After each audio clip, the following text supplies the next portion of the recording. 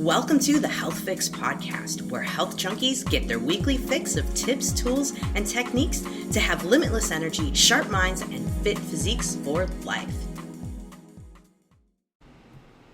One of the best things you can do to improve your health is get at least 7 hours of quality sleep every single night. I know, it's hard to get that much sleep.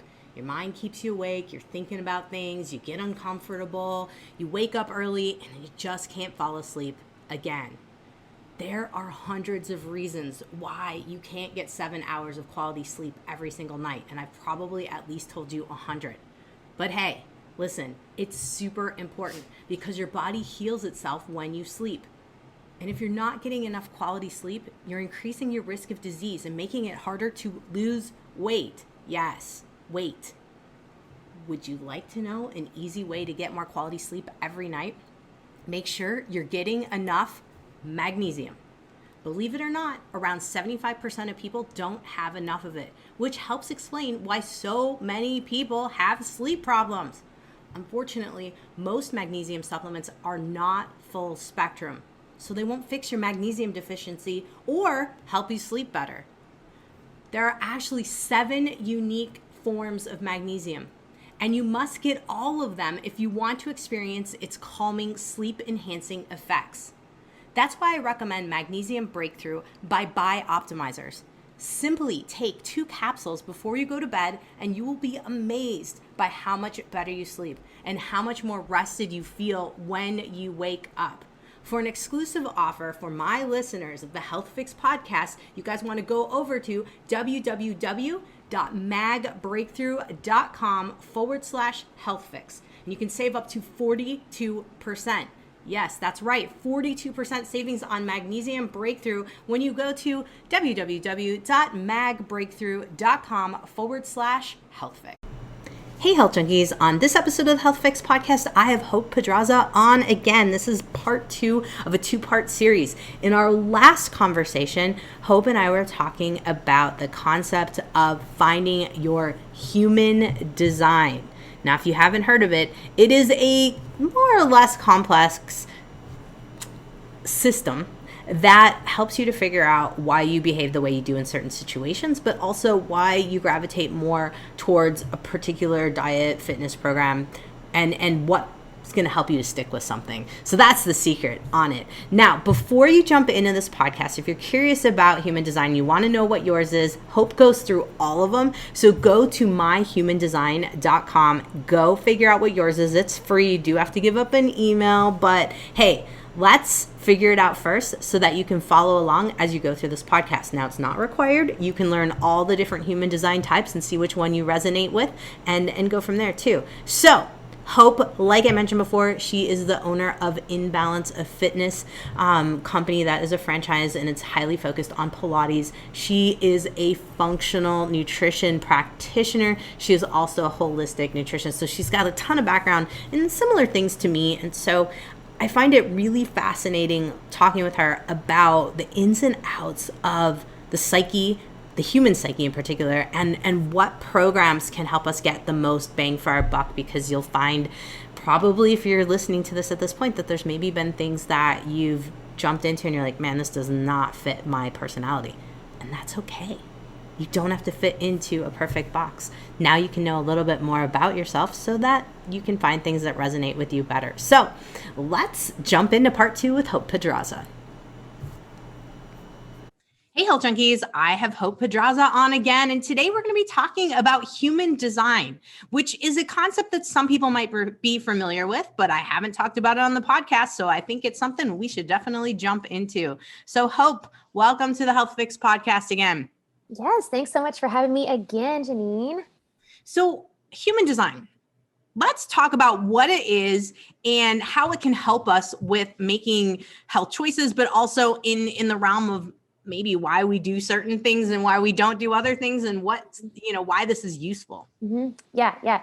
So human design is sometimes known as the science of differentiation. And it's a system that really gives you the energetic blueprint of your soul. So it contains some ancient wisdom pieces with like the chakra system and astrology and the Kabbalah tree of life, and then some more modern sciences like neuroscience and quantum mechanics and quantum physics. And it puts together this design based on you, like when and where and what time you were born, and you have your own unique chart. And so it really can be very complex. Like if you have ever looked at your body graph before, looked at your chart, there's a lot going on. So I like to implement it with my clients and kind of simplify it so that, like you're saying, I can kind of just use it in terms of, how we can best utilize this for our best wellness practices. Because the way I see it, when we're looking at wellness through the lens of human design, I really feel like, and especially just the more and more clients I work with and the more I implement this with my clients, that one of the root causes of so much chronic disease that we have today is really spending an excessive amount of energy being who we are not and who we are not designed to be. And so whether that's, societal pressures or conditioning or, genetics or experiences or whatever it is, just beliefs as a collective, whatever it is, we spend a lot of time being who we should be, right? We live with the shoulds. Yeah. Right. Or who we think we should be based on what our parents kind of set up for us. Or exactly. Mm-hmm. And so when these behaviors that we're, now implementing into our life don't fit in with our energetic blueprint, they end up requiring our bodies to spend this excessive amount of energy being something that we're not, right? To kind of keep up this mask or whatever. And so when we do that for too long, this is what leads to burnout, right? We're like working against literally working against our design.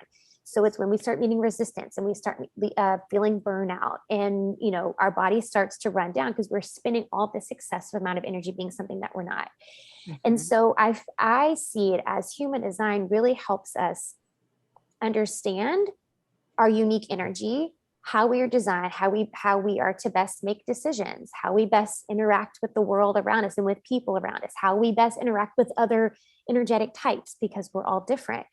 And so we can really live more in line with who we were designed to be, with who we were meant to be.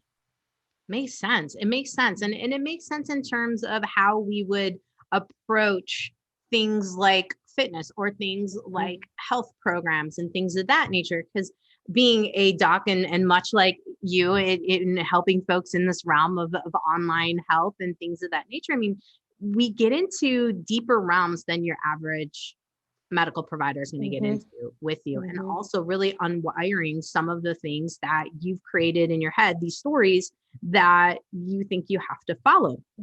So in terms of working with folks in programs, what kind of human design issues do you see come up in that realm of things, in terms of working with someone with weight, working with someone with getting fit, staying fit, that kind of thing? Yeah. So the biggest things I see, and the biggest areas I work with, is really understanding your, movement, how and when and why you eat, and sleep patterns for each type. So there's 5 main types of human design types. And so understanding your type that's the biggest piece for me, because from there you can understand, what your energetic needs are, and how you should be eating throughout the day, and where you should be maybe saving some energy, and how you expel energy, and when and where you should be eating, and when you should be moving, that kind of thing, and sleep patterns. So understanding each piece for each type is really, I think, the most like the best way to really implement it for your own like wellness journey. Makes sense. So what are those 5 different types, so folks can kind of learn a little bit about it? Yes. And, also give us at some point where they could find out, learning more about that. Yes, for sure. So before we start, you can get your chart for free anywhere online. So I typically like to recommend myhumandesign.com. I feel like that's the easiest one to understand, because again, they're pretty complex and you can really go deep into it, but just for the free information on the internet, it gives you like enough to work with, starting out. So myhumandesign.com, I think, is the easiest one. But you could go to mybodygraph.com and geneticmatrix.com. But I think my human design, I think, is the easiest one. So do that first before you listen to this. And you just need to know when and where and what time you were born, and then it gives you the rest. So there's 5 types. So I'll kind of go through the types and give some kind of wellness tips, I guess, for each type. So first type is generators. So generators are like the spark plugs. They're like the energetic beings in our society. They have a lot of energy. So they're about 38% of the population, and they are like the life force. They have the energy. They're the builders. They're the doers, and they really have a lot of energy. And they have a lot of energy to do all of these like creative thoughts, ideas, and endeavors that they have. So because they have so much energy, it's really important for them to put their energy in the right place. So they are here to do what lights them up, what brings them pleasure, what brings them joy. And when they're doing something that no longer brings them pleasure or life or joy or satisfaction, that's when they need to move on to the next thing, because that's when they start to meet that resistance I was talking about before. They start to work against their design, because they're literally here to do what brings them, because that's how they get things done. They do things that they love, that are pleasurable and that are fun. They are designed to go until exhaustion. So sometimes with my generators, if I'm talking to one of my generators and they're having trouble falling asleep at night, or maybe they're just not sleeping well. Now, granted, there are of course a dozen other things that could be play into that. But one of the big things I talk to them about is, have you worked yourself to exhaustion? It's like a puppy, right? Like you have to let the puppy run outside and get all of its energy out so then it can come inside and just chill. That's kind of how it is. Like, let's get all of your energy out, work until exhaustion, do the workout that brings you to the exhaustion. Finish all the work you have going on in your head until exhaustion. You're designed to work until exhaustion. That's what brings the good sleep. That's what, meaning you've expended all of your energy and now we can sleep and like feel good about it. They are designed to constantly be in motion. And so a lot of times when they kind of feel like stuck and kind of bleh, and their mood just kind of bleh, moving their body, that's what I tell them. Just get up and move your body. Moving your body is what energizes them. It what brings them back up to that like spark plug state, right? So for my generators for sleep, again, wearing themselves out to get a good night's sleep, and really thinking about, if you really are having trouble falling asleep at night, they may not be getting enough physical exercise or physical movement throughout the day, like actually moving themselves physically throughout the day. And keeping that thought in mind of like the things that bring you pleasure and joy and fun, and keeping that in mind with everything you do in terms of your workout and your food, what you eat, because generators, and kind of like manifesting generators, which I'll get to in a second, they don't do really great with super restrictive things. Like they don't exactly like being told what to do, because they want to do what they like, what they enjoy. Right. So finding a workout that you like, not doing a workout just because you think you should do it, or you think, well, I should be running because that's what's going to make me lose weight or whatever. Like doing the workout that you enjoy because you want to do it, because it lights you up, not because you think you should do it. So those are the generators.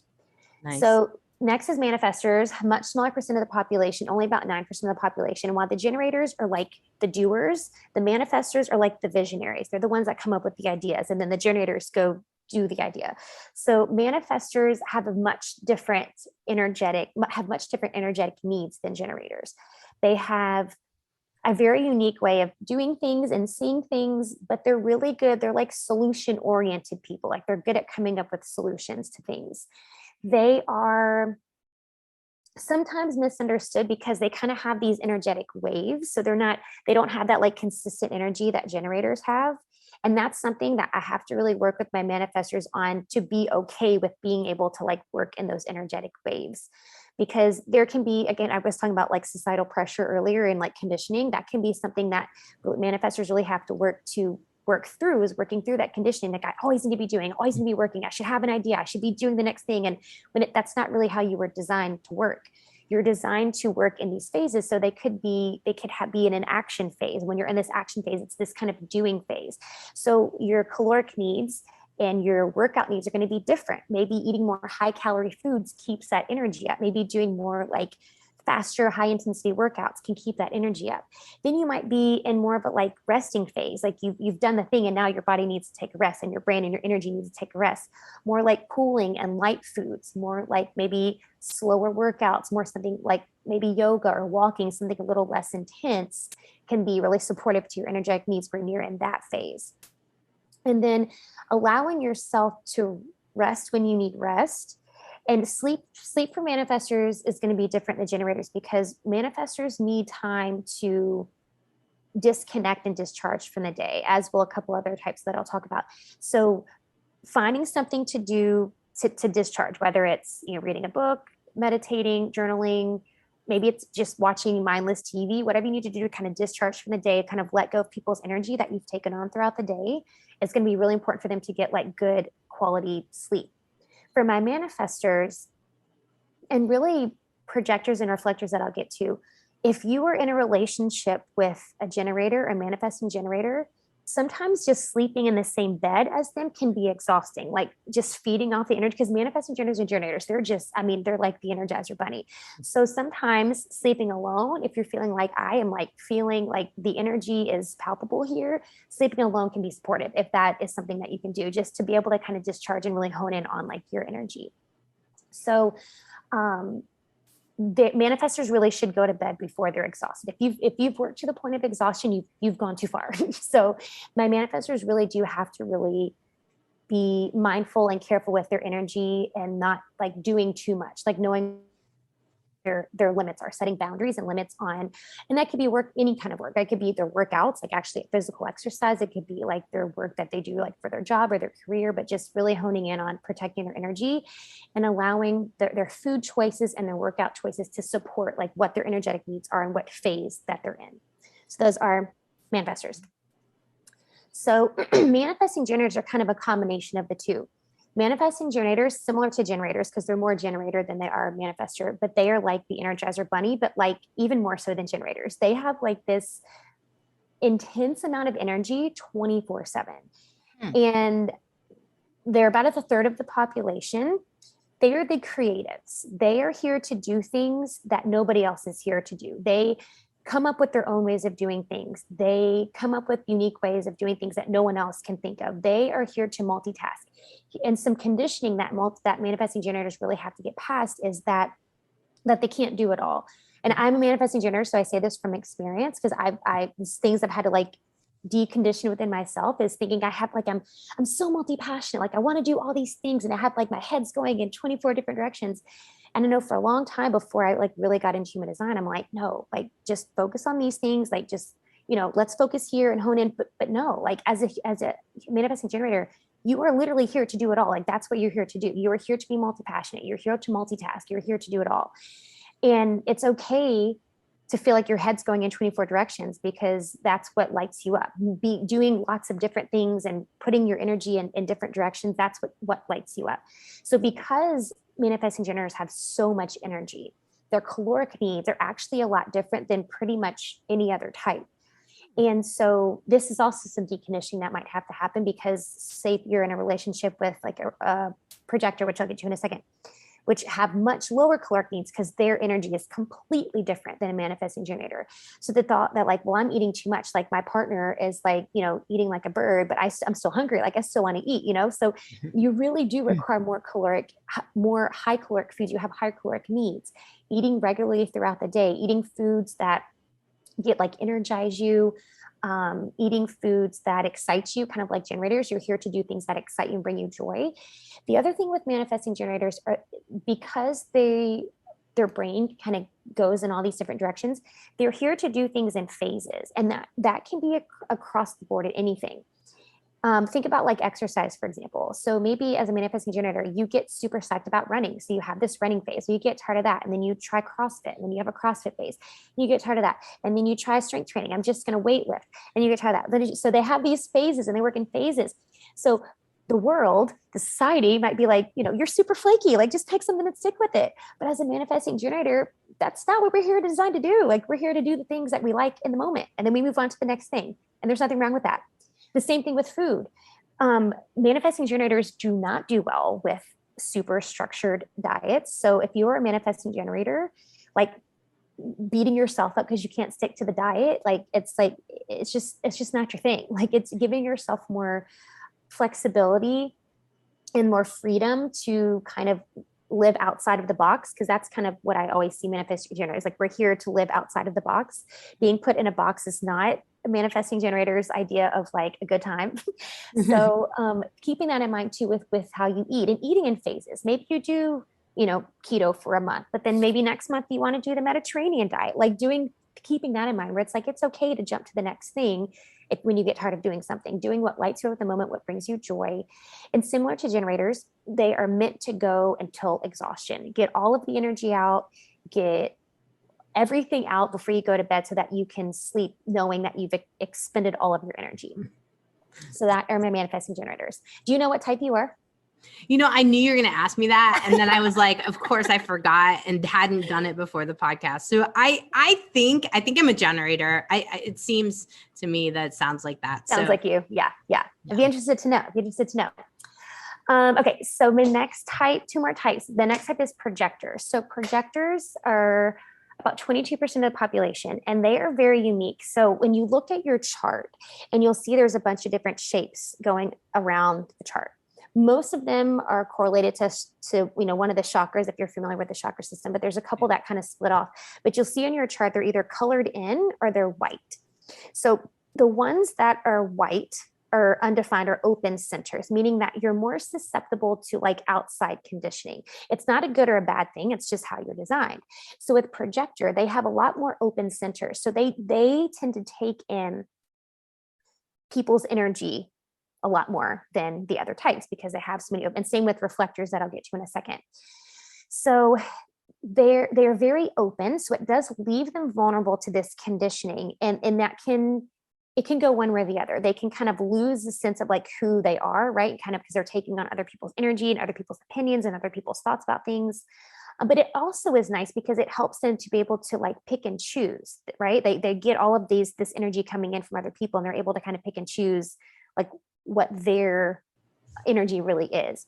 So projectors are really perceptive people. They're really analytical people. They're really good problem solvers, and they're able to help others kind of find their focus and really maximize their potential.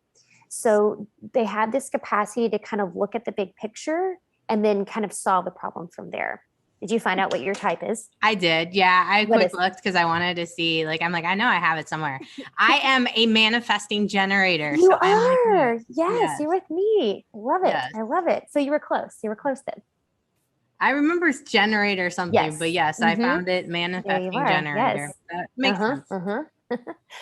So for my projectors, because they are so sensitive to kind of the energy around them, their caloric needs are going to be a little different. They really eating what makes them feel kind of light and vibrant rather than feeling weighed down by big portion sizes is going to help keep their energy consistent. So I find that projectors do best when they're eating kind of small snacks throughout the day than like big heavy meals. And they actually, projectors I find actually do better with like eating in a particular way. I don't want to say restrictive diet because I don't like that word, but eating in a particular way. So eating like paleo or vegan or Mediterranean, like they do better kind of staying in the box because it's less energy for them. Like they don't have to think about it. So they can expend less energy eating in a particular way, right? So projectors also are not made to have this consistent energy. They're here to work in waves. So really projectors work like 3 or 4 hours at a time, take a break. 3 or 4 hours at a time, take a break. So I have sometimes on projectors where they're like, sometimes I just feel like I need to take a nap in the middle of the day, and then they feel guilty for it. I'm like, no, like you're not here to work all day. Like a 9-to-5 job for a projector is like let me bang my head against a brick wall because it's not conducive for their energetic type. It's just really not. So having the flexibility and the ability to kind of work for a little bit, take a break, work for a little bit, take a break is going to be the best way to really balance out your energy and be protective of your energy. And knowing that you really do need rest periods. So you do need, projectors require more sleep during the day. Maybe it's, little cat naps here and there, more sleep at night, but knowing that that's really what helps keep their energy consistent is just taking those breaks. And similar to manifestors, when they go to sleep, being able to kind of discharge and disconnect, taking that like 30, 45 minutes before going to bed, doing something to let go of the day, meditating, journaling, listening to music, whatever it is, to kind of let go of the day and let go of the energy that you've kind of taken on during the day. When projectors go to exhaustion, similar to manifestors, they've gone too far. They've pushed too hard. And so projectors really have to hone in on food and exercise, I feel like, is a key for them, because knowing that eating big portion sizes, eating, big meals throughout the day, and then two, like too much high intensity exercise can sometimes just zap them. Like if they've gone, too long during the day where they haven't given themselves the rest that they need, doing a high intensity workout at the end of the day is just gonna, it's just gonna zap everything else out of them. So just being protective of that energy and honoring that, like, it's not going to be the same as, maybe other people. So the last type is reflector. Reflectors are super duper unique because only 1% of the population are reflectors, and reflectors have every single center open. So on the chart, there's nothing filled in. It's all white. So they have, yes, they have a very open aura. They are super sensitive to the energy around them and constantly taking in everybody else's energy. So because they're so open and so sensitive to like the energy around them, finding alone time for a reflector is going to be crucial. So for my reflectors, they tend to, like, anxiety a lot of times is something they deal with because they're taking on so much, and they have to kind of distinguish, like, am I taking on other people's energy and thoughts and feelings? Is it mine? So anxiety can kind of be a common theme here. But when you're able to have alone time, when you're able, like, their environment and their community is going to be really important. Having a safe space that they can go to that's theirs. So I like to encourage my reflectors, like, if you can find just, like, even if it's just like a corner of the house, a corner of a room, having your space where you can go, like, shut yourself in the bathroom if that's what you have to do. Just getting away from people and allowing yourself to kind of just be is going to be huge to really protecting their energy. And food and exercise is going to be very it's going to be really fluid for reflectors. So they're not somebody who's going to really, like, stick to a structured way of eating and exercising, because their energetic needs are going to change so much. So using food and exercise as a way to be supportive to their energetic needs and their constantly changing energetic needs is going to be crucial. So intuition is huge for reflectors, and being able to hone into their intuition, and again, not living by those shoulds. Well, I should be eating this, or I should be working out, I should go for a run. But if it's not supportive to your energy in the moment, you're just gonna, it's of no service to you. Like, it's not serving your body. So really honing in on your intuition, like, is this going to make me feel good? Is this exercise that I want to do going to make me feel good? Is this food that I'm about to eat going to make me feel good? Like, energetically, is it serving me in the moment? Something that feels supportive and helps keep that consistent energy. Journaling and breath work, I find, are really important for reflectors, which of course we can all benefit from both of those, but especially for reflectors, just because they can kind of brain dump and get things out. They can really tune in, like, tuning inward is going to be really supportive for reflectors, and kind of, honing in on themselves, because spending too much time with people, especially if you're in a relationship with a generator or manifesting generator, or you work closely with one, that's going to be exhausting for you. So just kind of being able to disconnect from people and other people's energy is going to be really supportive. Wow. Whew. That's a lot of info to digest. I think folks might be like, okay, guess I got to figure out, make sure I know what I am first. But, I find it useful to know, because I think a lot of us have patterns and we're like, why can't I stick with this? Exactly. Why does this annoy me or whatnot? But then we also do have that underlying of, like, not living up to who we really truly are. Yeah. And I know I've definitely dealt with that, especially kind of on the realm of business stuff, and totally. All of those things. So I think a lot of people have that interesting component that plays into maybe some of the adrenal fatigue situations we have, but maybe some of the reasons why programs fail, over and over again for certain folks too. Yeah, for sure. Well, and when I go deeper into the charts with my clients, like looking at the energy centers, so all the shapes that are on your body graph, when you look at those, all of those correlate to certain organ systems in the body. So it's really nice to be able to look at those too and understand, like, okay, like, kind of getting in balance, having imbalances in this particular, like, energetic system. Okay, that explains why, my thyroid isn't functioning, properly, or like you're saying, like adrenals are a big one. And so, yeah, being able to kind of correlate those two to kind of things going on in the body can be really helpful too, to kind of see where you're out of balance in those energy systems. It makes sense. I was just trying to find mine. Now I, like, minimized it, and then I have no idea where it went, because I was like, maybe I should screen share and you can tell us a little bit more. about mine, and then folks can kind of see from there. Yeah. Let me try to bring it Yeah. See if you here. I can don't bring it up. know. Yeah. Here it is. Then that way you can see Yeah. what's happening. I didn't use the same, I don't think I used the same company that you typically Oh, use, that's fine. but we'll see what you can glean Yeah. They'll from still this. look the same. Yeah. Okay. Still have the same information. All right. So Perfect. here it is. Awesome. So, Okay. Perfect. So let's see. Okay. Manifesting generator for mhm. sure. So Yep. let's see. I can go through some of these centers here and kind of explain kind of what this is. Yeah. So on her chart, she has a few open centers. Actually, that's so funny because we have the exact same open centers. All three that are open on you is what open on me. That's so funny. So she has the head center, which is the very top one. You have the emotional center, which is that little triangle on the right, and then you have the root center, which is at the bottom. Okay. So those are the three areas where you're going to be more prone to like conditioning and might require some quote deconditioning to kind of hone in on your own like intuitive self. So the head center, I'll kind of go through this first. The head center, which is the top triangle, it's if you know the chakra system, this is associated with the crown chakra, right? Mhm. So this is kind of your center for ideas and inspiration. So when it's undefined, when it's open like yours, when it's not filled in, this when you're not in alignment in this particular center, typically you try to overthink things. Like you're thinking about other people's problems instead of your own. You analysis paralysis is a big thing, right? You Mhm. have so many ideas, you don't know how to take action, how to make a decision.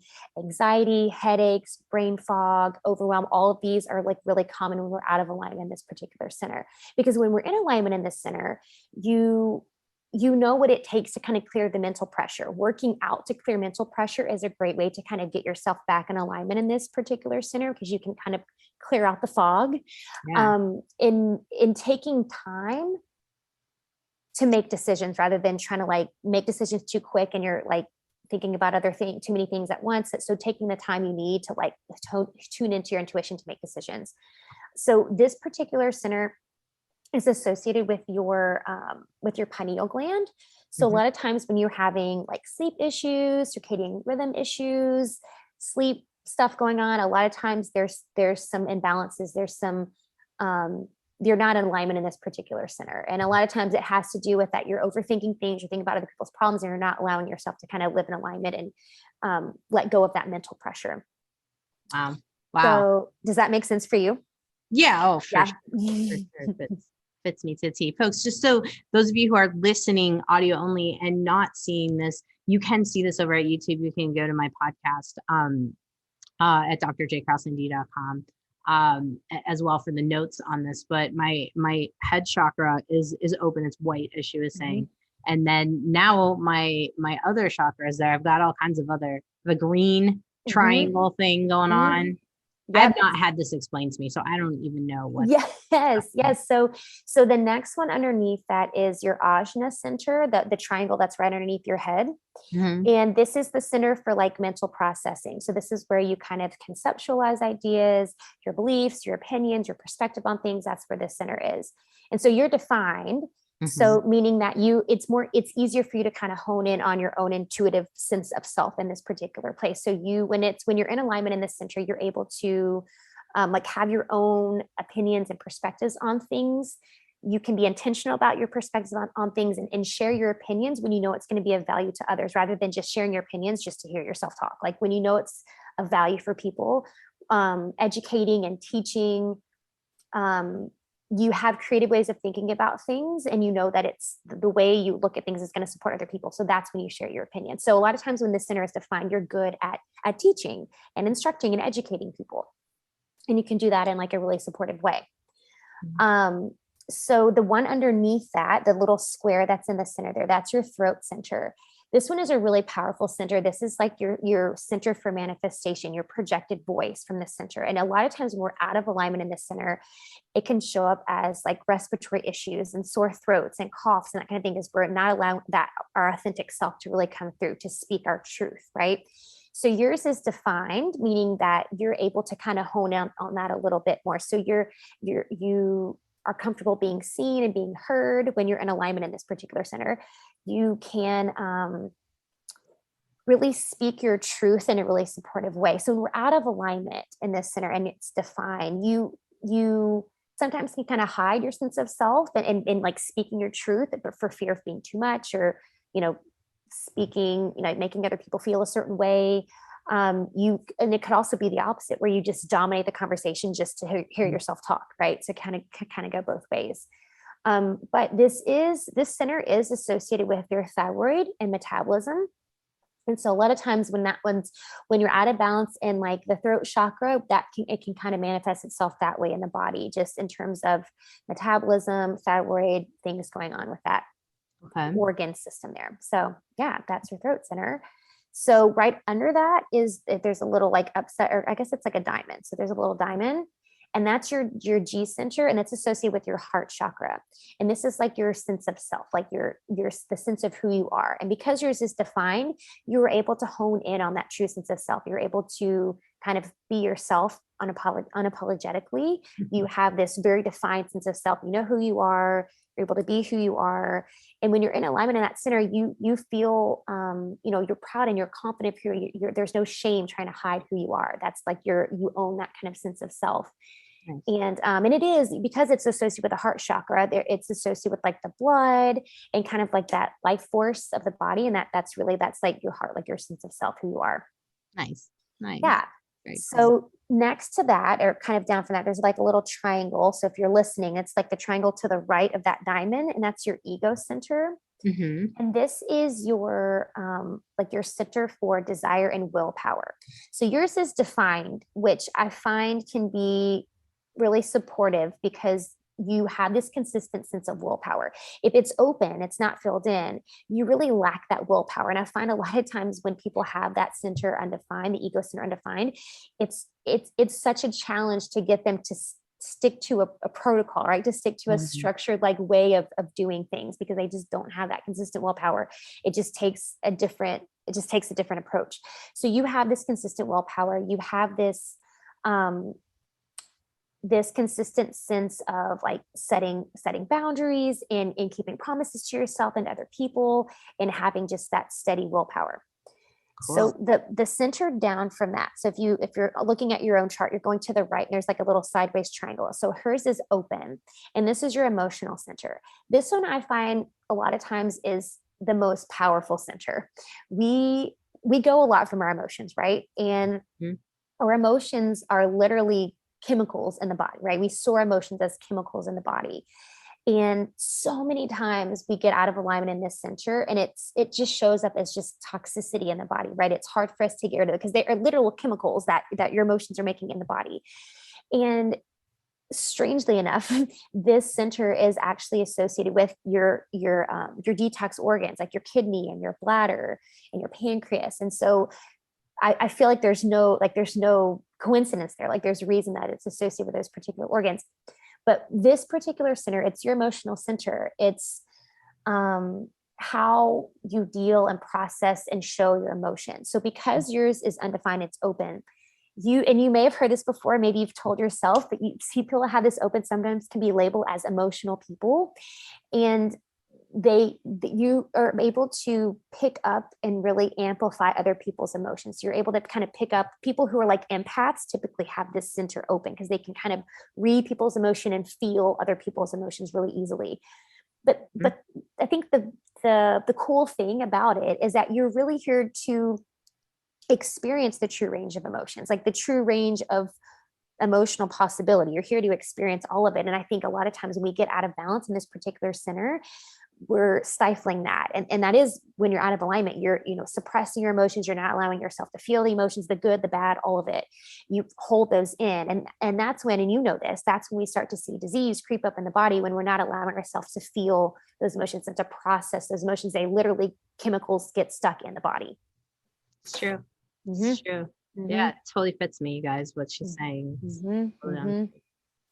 So if we're looking at the chart, we're going to go to the left. So there's a square, not the very bottom, right above that. There's a square that's next to that, and that's your sacral center. So because if you see on your chart at the top, it says like what your emotional authority is, or what your authority, not your emotional, but what your authority is. And you have a sacral authority because you're manifesting generator. It's only gonna be one of two things. So that means your sacral center is what helps you make decisions. So think of like listening to your gut.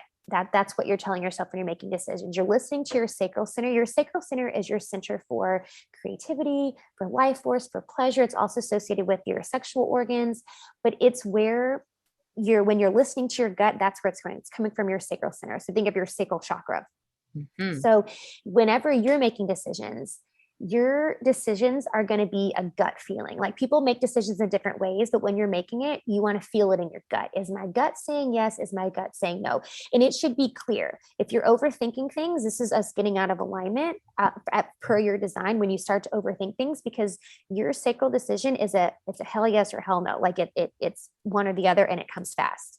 And so I have people who, are sacral authorities, and they start to overanalyze things. And it's like, no, like what's the first thing that pops into your head when you're making this decision? Yes or no, go with that. That's what your sacral authority does. So, so you have that stronger sense of that, like that, just making, I guess, decision making, right? In that way, because you have that center defined. You're able to follow what brings you joy and pleasure without question. You're able to like really easily respond to signs, right? For like guidance, direction. You are able to do what brings you pleasure. Your sense of creativity is super strong here. When we're out of alignment is when those things start to get off. That's a good sense of like feeling if you're out of alignment in the center, when you're starting to feel those things like, the creativity is waning, the sex drive, exhaustion, all of that is a sign that we're out of sync here. Like we're doing things that aren't bringing us pleasure anymore. We're doing things that we don't enjoy anymore. And that's a good indication that we need to like, curve, like let's make a U-turn and figure out what we need to change. So moving to the left of that is your splenic center. This one is really important when we're talking about wellness, because this is your awareness center. And this is a big one that I hone in on with my clients. It's your awareness center. So it's your center for intuition. And strangely enough, it is also correlated with your immune system.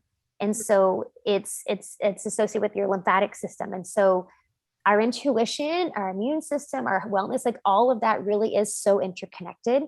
And when your center is defined, so you kind of have this stronger sense of intuition, you're able to look to your intuition for guidance rather than to other people. When you're out of alignment is when fear starts to creep in. Fear is a good indication that you're out of alignment in this particular center. And it can show up in different ways. So if you see, and this is like a whole conversation for another day, but if you see on your chart, there's all these little numbers. All those numbers are associated with different gates, and that's associated with different fears that can consistently creep up for you. That are good indications that you're out of alignment in this center, that you've kind of turned away from your intuition. Maybe you're listening to more of that like ego voice in your head rather than the intuitive voice in your head. So that's what that means.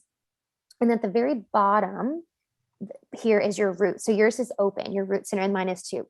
So this is your root center, and this is associated, and this is a really important one too, because this is associated with your adrenals. So this one is a really easy one for me to know if it's out of alignment when I'm looking at people with their adrenals are like totally out of whack, or just like totally shot. So it's a pressure center. So you feel the sense of pressure to get things done, like the sense of urgency to get things done from this particular center. Mm-hmm. So when it's undefined, like yours, so yours is open, you feel pressure and stress from other people. And because it's open, you really aren't designed to like do things until completion, like necessarily all at one time. Like you feel pressure from like external sources to get things done rather than like the internal sense of like, oh, I need to get this done. And so you kind of feel resentment for other people who make you feel like you haven't done enough, or you might feel like resentment for people who are like doing more than you. And it's like, you just kind of want to sit back and like take a rest for a second. You might feel guilty or lazy for putting off work. And maybe you feel better like working under pressure rather than like giving yourself this whole long timeline. Like maybe you do better giving yourself a little bit of pressure, like procrastinating a little bit, and you get it better done when you have kind of that pressure to just get it done rather than you looking at this long timeline, like it's due in 2 weeks, but I don't want to do it right now. And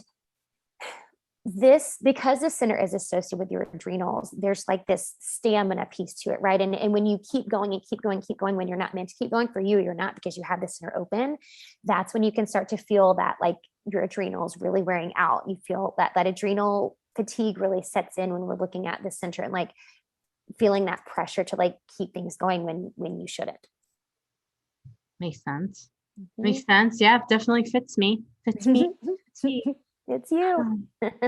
So, okay, folks. So now you know kind of what this looks like. I'm gonna pop out of here and kind of go back into, you know, some of your programs, some of what you're offering, because I think having a person who understands you on a different level, right?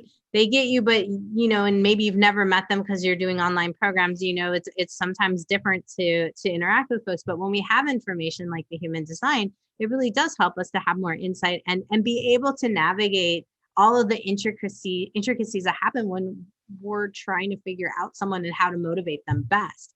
So tell us a little bit about the programs that you have, how you incorporate this in, and how it works. Yeah. So I like to give just kind of what I did for you. We go into a little bit more detail, but I kind of like to give a good like bird's eye view of everybody's chart, and they, come into my programs just so they can, and really it's just learning about yourself, right? You're like I said this one time, I know it's super cheesy. I've said this before in my podcast, but because when I first found human design and I learned about it, like I felt like I was learning about myself for the first time, where it's like, it was familiar because I'm like, that's me, that's me to a T, but it's also these parts where it's like the parts you've either tried to hide, or the parts you felt bad about, or the parts that you thought you needed to change. It's like, no, like this is how I was designed. Like this is how I was meant to be.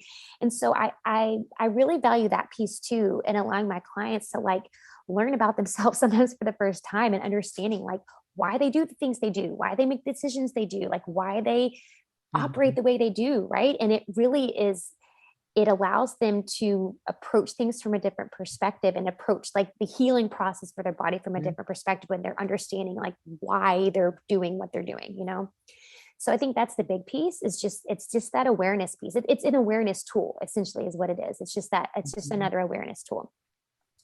And then kind of honing in on some pieces too. Like we look a lot at the Splenic Center, which I was talking about, and we look at a couple of the centers that are really correlated to like the wellness piece and the health piece, and kind of honing in on those aspects, and just understanding how to utilize the information and implement it, right? With kind of what the first part I went through with like the sleep and the exercise and the food and stuff. And kind of integrating that piece where they don't feel like they're not living by the shoulds, right? They're not doing all these things they think they should be doing in terms of eating and exercising, but they're able to live according to their design, and just feel a sense of ease, in the protocol that we're doing for them, because they're doing it for their design.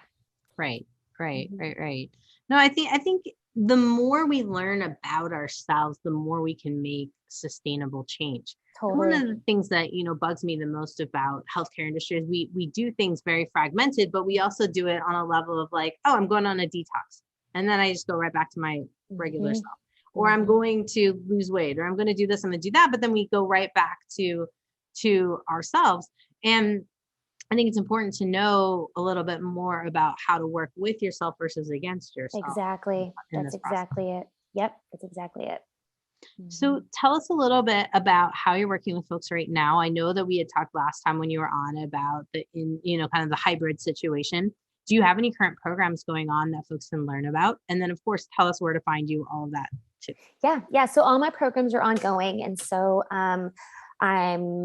I have a few spots for a one-on-one open now. Right now, I'm just doing one-on-one work. And so I have spots open. I am a functional diagnostic nutrition practitioner, like I said before. And so I use functional labs in my programs to kind of create protocols, of course, implementing a lot of this with human design. So I really like to take, we all take holistic approaches. That's what you're talking about on your show. But I just like to bring in this like mind, spirit part of it too, to kind of put all of that together. So implementing that with the functional labs and the screenings and all of that.